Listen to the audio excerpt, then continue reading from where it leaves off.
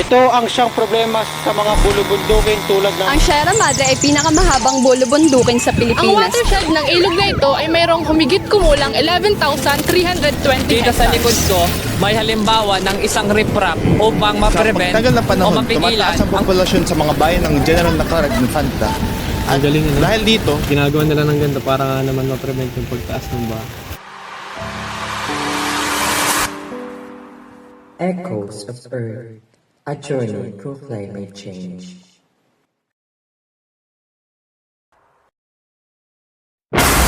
Matinding bagyo, pagkatunaw ng mga yelo, matagal na tagtuyot, baha, landslide. Ilan lamang yan sa mga epekto ng problemang kailangan nating harapin. Pagsunog ng fossil fuels, pagputol ng mga puno, sandamakmak na basura.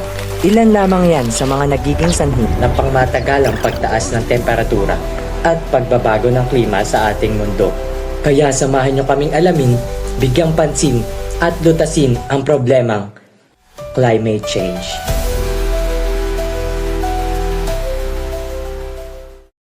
Sierra Madre. Sa General Lactar at Infanta ay matatagpuan ng isang bulubundukin na kung tawagin ay Sierra Madre. Ang Sierra Madre ay pinakamahabang bulubundukin sa Pilipinas. Ang haba nito ay mula sa probinsya ng Cagayan hanggang probinsya ng Quezon dito sa Luzon. Ito ay nagsisilbing natural na proteksyon ng pulo laban sa mga kalamidad o bagyo dulot ng Pacific Ocean. Dito sa General Lactar at Infanta Quezon Province, matatagpuan ang isang malaking ilog na kung tawagin ay Agus River. Ang ilog na ito ay dumadaloy mula sa Tanay Rizal patungo sa General Lactar at Infanta Quezon hanggang sa makarating sa Pacific Ocean. Ang watershed ng ilog na ito ay mayroong humigit kumulang 11,320 hectares. Ngunit sa kabila ng mga kamanghamanghang tanawin, tila may mga suliraning dapat bigyang pansin.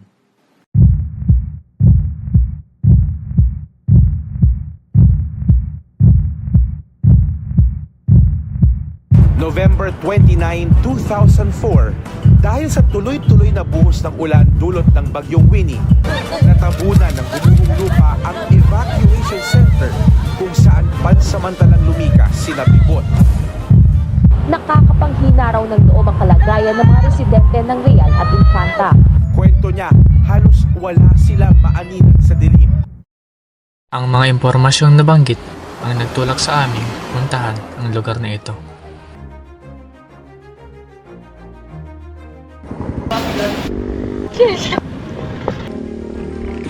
Hindi pa man kami nakakarating, ay ito na agad ang mga natanaw namin. Excavation, construction quarry, deforestation. Yan ang mga problema sa kalikasan na lalo nagpapalala sa climate change. Karaniwang kaakibat ng mga ito ang landslide sapagkat ang pagkawala ng mga halaman at puno sa isang particular na kalupaan ay nangangahulugan ng pagkawala rin ng suporta o kakapit na ugat na magiging sanhi ng pagguho ng lupa, erosion o landslide. Ganon din ang pagbaha. Kapag wala ng mga halaman at puno ang isang lupa, wala nang sisipsip sa tubig na bumabagsak o dumadaloy dito na nagiging sanhi ng surface runoff. At ang sobra-sobrang surface runoff ay maaari magdulot ng pagbaha. At nang makarating na kami, isinimulan na namin ang pagkalap ng impormasyon.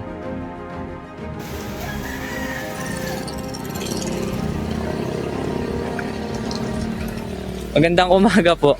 Pwede po kaya kayong ma-interview? Tungkol po dun sa 2004 Infanta Calamity, yung pong nag-landslide and then nung pong lumaki yung tubig ng ilog. Noong po bang 2004 nung pong bumaha yung ilog, gaano po kalaki talaga yung pagbaha noon? Ay, putol nito! Apaw dito ang tubig dahil naputol yan ay. Naputol. Ay, ibig sabihin volta yung bagsak yan. Niretod lang yan nila. Ay, ba, mga turista. Nung pong time na yun, tubig lang po ba yung umaagos sa tubig o meron pa? Mga kahoy. Mga kahoy. Dahil mga kahoy. Sa tingin nyo po, ano po yung unang dahilan kung bakit nagbaha ng ganong kalakas bukod sa malakas sa pag-ulan? Dahil di ba may bagyo na yun ay. Ano bagyo. Siguro lalala ng panahon. Nung po bang 2004, ano po yung pangunahing pamumuhay nyo dito sa General Lactar at Infanta? Kami, bilang kami taga dito, taga Banglos, ay kami mangingisda, yun. Mangingisda, magsasaka. Yun ang pangunahin namin hanap buhay. Pero hanggang ngayon naman, gayon pa rin naman ay, hindi naman okay naman. bilang isa pong mangingisda noong pong mga time na yon, ano pong ginagawa niyo kung sakali pong lumakas yung baha pero kailangan nyo pa rin mangisda? Ano po yung ibang paraan nyo para makakuha pa rin ng isda kahit ganyan nakalaki yung agos? Lakas ng loob. Siyempre, iba ang dagat ay. Yung halimbawa, pag wala kang tapang, hindi ka makakalabas. Hindi ka makakapamiwas, hindi ka makakapabantis. Dahil kalaban may malalaking alon na eh. Kaya yun na lang ginagawa nila para makapaghanap buhay. So, isa yun sa kanilang mga climate change adaptation para patuloy na mamuhay dito sa General Nakar. Pagkatapos ay nagbigay kami ng buto ng papaya na makatutulong sa kanya at the same time sa ating kalikasan. Pagkatapos ay nag-tricycle na kami hanggang sa kalapit na lugar. At ito ang ilan sa aming nasaksihan. Ang nasa likod ko ay isang halimbawa ng sapa na kung saan kapag patuloy ang pag-ulan, napupuno ito ng tubig na nagre-resulta sa erosion. Nang dahil sa climate change, palala ng palala ang pagbagyo. At dahil sa paglala ng bagyo, padalas din ng padalas ang pag-ulan na nagre-resulta sa malakas na agos ng tubig sa sapa na nagre-resulta din sa erosion. At ngayon, ito isang uri ng erosion o tinatawag na gully erosion kung saan dahil sa lakas ng agos ng tubig ay inuukit ng tubig ang dinadaan ng lupa. Sa parteng ito ay naglawad na lang kami dahil hindi na dumadaan ang mga tricycle dito. At nang makarating na kami ay nangalap na muli kami ng impormasyon. Ngayon, dito sa General Nakar, maghahanap tayo ng ilang mga residenteng pwede nating tanungin ukol sa climate change. Magandang hapon po. Ano po kayong pangalan niyo? Charlie po. Aware po ba kayo sa pagbabago ng klima dito sa inyong lungsod? 5 years ago, sabihin po nating April tag-ulan, noon po bang 5 years ago, mainit po ba yung April o tag-ulan siya? Mainit. Mainit po.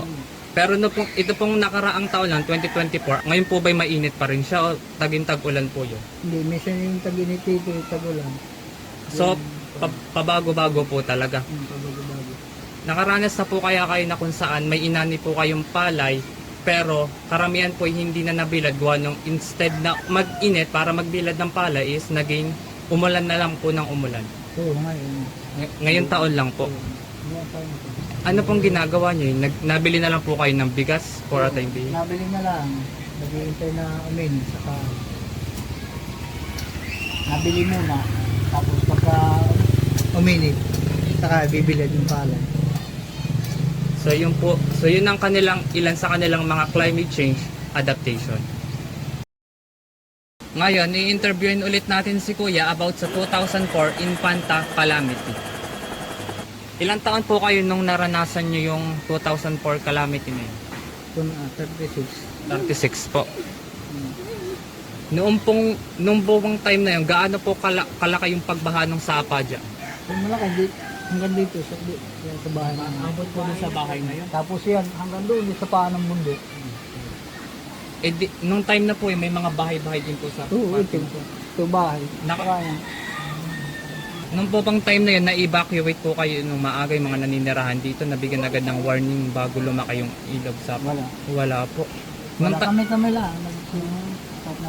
Nung time na yun, dito rin po kayo sa exact sa location na ito nakatira. Oo. May itatanong, medyo sensitive po itong itatanong ko, pero marami po bang namatay o nawala, naging missing nung time na yun? Dito sa amin, walang namatay. Nangawalan lang ng bahay. Pero, so, madaling salita po yung nakagawa agad kayo ng paraan upang makaalis. Nung time na rin po ba yun, tubig lang po ba yung naagos o may kasama pong putik, toroso at iba pa? sabi ko na, putik, karamihan, saka kahoy. Yung pong mga bundok dyan sa paligid, nagsilandslidean po ba ng malaki o tadyang bumahalang yung ilog? Naglandslide. So parang halos paligid po pala nung ng bundok is naglandslide talaga. Abot hanggang Infanta pati Real. Oo. Nung time na yon, uso po ba dito yung pagpuputol ng puno para gawing uling? Ay hindi dito sa lugar na ito, doon sa Ilaya. Doon pa po sa Ilaya pa sa tinatawag po nila yung kaining kumbaga. Si Lola Josita ay nagpuputol ng puno para makapagbenta ng uling kahit alam niyang illegal ito. Posible nga yung illegal yung trabaho ay sanhi ng landslide na ito? Ayan nga pong naisip ko, siyang naging dahilan. Yung pag-illegal ay ano pong magagawa namin sa namin ikinakabuhay. Noong time na po yun, paano po kayo naka-adapt o paano nyo po napaghandaan nyo po ba yung pagdating na? Hindi nyo po napaghandaan. Pero kung sakali po mangyayari ulit, handa na po kaya kayo, may nagawa po kayong adaptation para mapigilan o mabawasan yung nangyari? Ayun, meron. Ano po kaya yun? Tumigil sa pagpuputol ng kahoy. Pag tumigil sa pagpuputol ng kahoy. So ngayon po yung mga disiplina na talaga yung mga tao dito. Wala na. Wala na po talaga. Yun ang isa sa kanilang climate change adaptation. Eh di dati po pala hindi pa yan sila, parang kaya pa rin ang putol. Oo. Nalaki. Nagsisimula sa sapa, dun palaki talaga ng palaki. Dati diyan yung bahay yung sapa, may bahay. Ito ang isa pang example ng kanilang climate change adaptation. Na kung saan, kapag lumaki ng lumaki ang sapa, eventually, ito ay magiging ilog. Kaya't napilitan silang magtayo ng tulay. So yun ang isa sa mga karanasan nila dito. Nakakatakot at talagang kung iisipin, para sa ating mga taga-syudad, mahirap talaga siya paghandaan, mahirap makasurvive. Yun lang ang isa sa mga resulta ng paglakas ng climate change. Pagkatapos, ay binigyan namin ng pagkain si Kuya bilang pasasalamat. Maraming salamat. Thank you po. At sa hindi kalayo ang lugar, ito ang naadat na namin. Ito ang siyang problema sa mga bulubundukin tulad ng Sierra Madre. Nagdudulot ito ng problema sa ating pang-araw-araw na pamumuhay at sa ating kalikasan. Noong November 29, 2004, mahigit 1,400 na katao ang namatay sa isang gabi lamang dulot ng landslide. Ito ang bumulaga sa amin, mga katawang naipit pa rin sa gumuhong gusali. 4 na araw na pero hindi pa rin nakuhukay ang mga katawang nabaon ng buhay dito. Isa sa mga dahilan ito ay ang patuloy na pag-ulan at pagputol ng puno tulad nitong aking inuupuan. Pagkatapos ng trahedyang ito, unting nawala ang mga ecological crimes na nangyayari dito, tulad ng illegal logging pati paggamit ang dinamita sa Agos River. Sa pagtagal ng panahon, tumataas ang populasyon sa mga bayan ng General Lacar at Infanta. At dahil dito, lumalaki ang ecological footprint sa mga bayan ito. Ngunit, ano nga ba ang ecological footprint? An ecological footprint is the effect on the environment by a person, company, activity, and others. For example, the amount of natural resources that they use and the amount of harmful gases that they produce. Ilan sa mga ecological footprint na napansin ko ay first, not performing segregation of garbage. Not segregating garbage can cause severe environmental issues like pollution and contamination that can harm wildlife. Waste segregation is essential to maintaining a safe and healthy environment. And transformation of landscapes into agricultural land. As population increases, many infrastructures are also built, which leads to trees being cut, and that causes soil erosion. The balance between wildlife and advancement are disrupted, which affects the ecological resilience. Narito naman ang ilan pa sa kanilang climate change adaptation at mitigation. Sa araw na ito, kung makikita nyo, malakas ang ulan. Dito sa likod ko, may halimbawa ng isang riprap upang ma-prevent o mapigilan ang tuluyang pag-erode ng mga lupa. Ito ay ginagamit din upang mapigilan ang tuluyang pagtaas ng ilog. Yun ay sanhi ng sunod-sunod na pag-ulan, sunod-sunod na pagbagyo.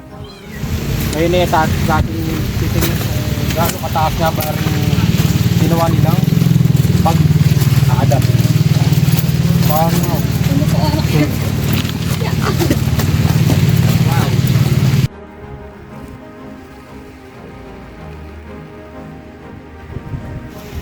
Ang galing ginagawa nila ng ganda para nga naman ma-prevent yung pagtaas ng baha.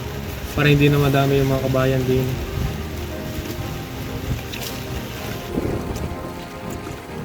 Madalas na ang pagkakas talaga ang nagagawa ng pagbago ng klima.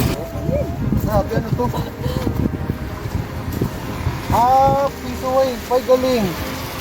Parang Solar panel, no? nakapaggawa sila ng piso wave paggamit ng solar panel. Ngayon lang nakita nito. Kailangan ng kuryente. Galing naman nila. Makapag-conserve ng energy.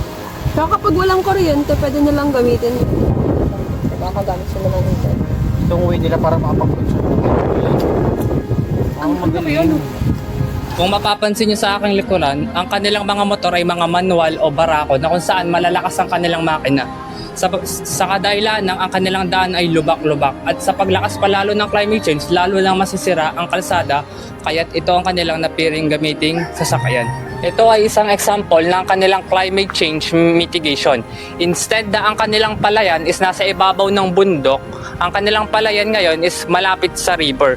Kasi kung makikita nyo, tulad ng dinaanan natin kanina, madalas ang pag-landslide, pagguho ng lupa, at iba't iba pang erosion. Kaya isa sa kanilang mga adaptation is ibaba na nga lang naman yung palayan para hindi masagabal nung landslide. Kung makikita nyo sa aking likuran, meron doong net. Isa yan sa kanilang climate change mitigation upang ma-prevent ang pagrami ng landslide. Ang tanong, ano nga ba ang magagawa natin?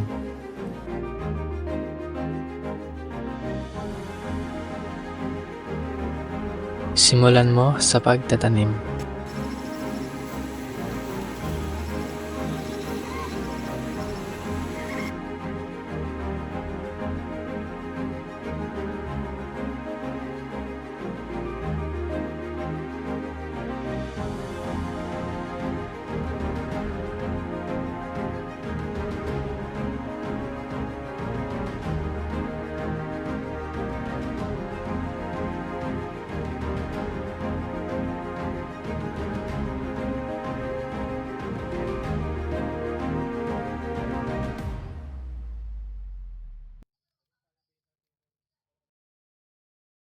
Climate change is natural.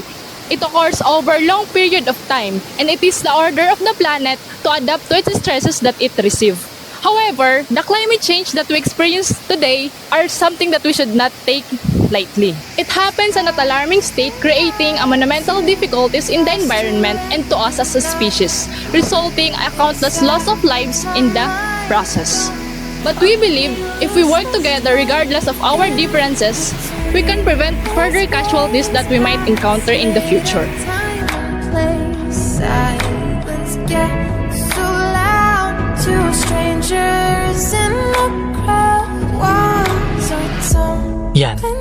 Yan ang mundong meron tayo ngayon. Pero, paano naman ang mundo ng mga susunod na henerasyon? Hahayaan mo na lang bang sila ang magdusa sa iyong kapabayaan? Oh, kikilos ka para sa kanilang kinabukasan. Imulat mo na ang iyong mga mata dahil ito ang mga hindi mo nakikita.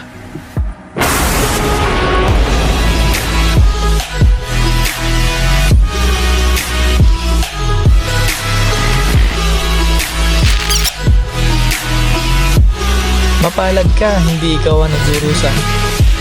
Hindi ka na mamroblema dahil ikaw mismo ang problema.